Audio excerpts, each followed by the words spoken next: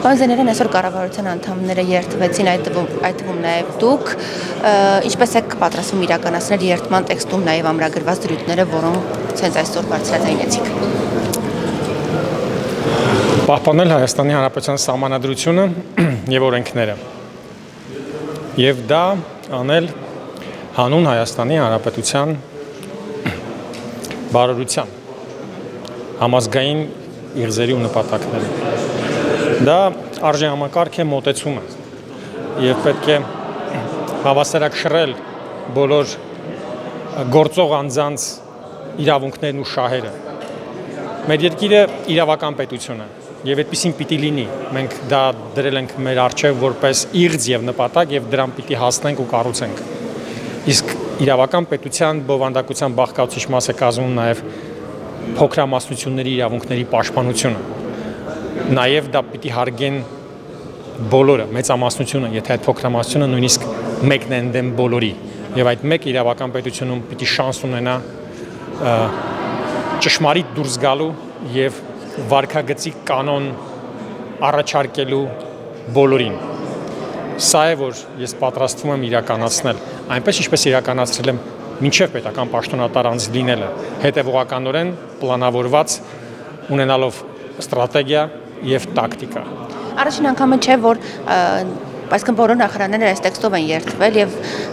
քանությունը կարող է վստահել, որ այս կառավարության անդամները, այդ թվում նաեւ դուք հավատարիմ եք մնալու ձեր երթմանը։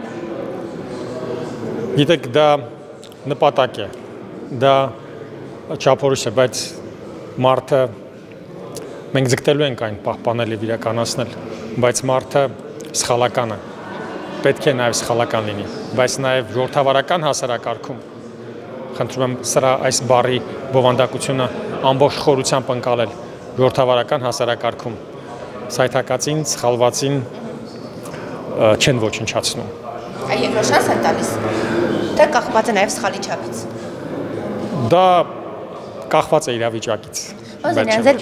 վերանշանակման առաջարկը որքանով էր անակնկալ ձեզ համար։ Անակնկալ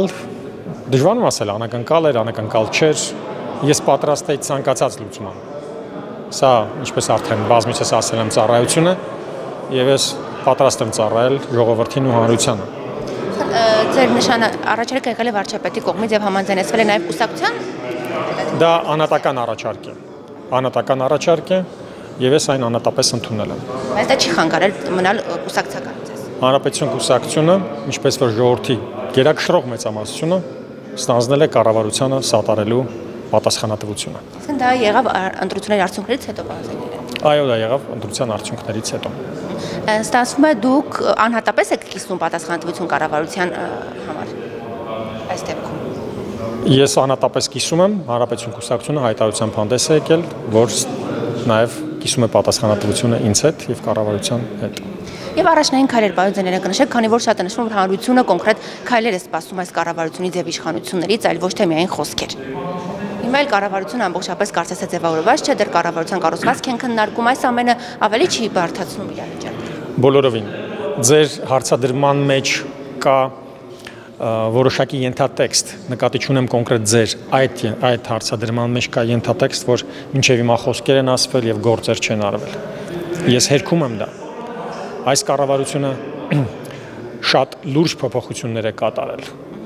իր հնարավորությունների չափով հաշվի առնելով այն հանգամանքը, որ օրենսդիր մարմինը չի կիսել կառավարության դիրքորոշում տեսակետները։ Հիմա միասնական է օրենսդիրը եւ գործադիրը կառավարությունը եւ մեր հնարավորությունները բազմապատկվել են եւ մենք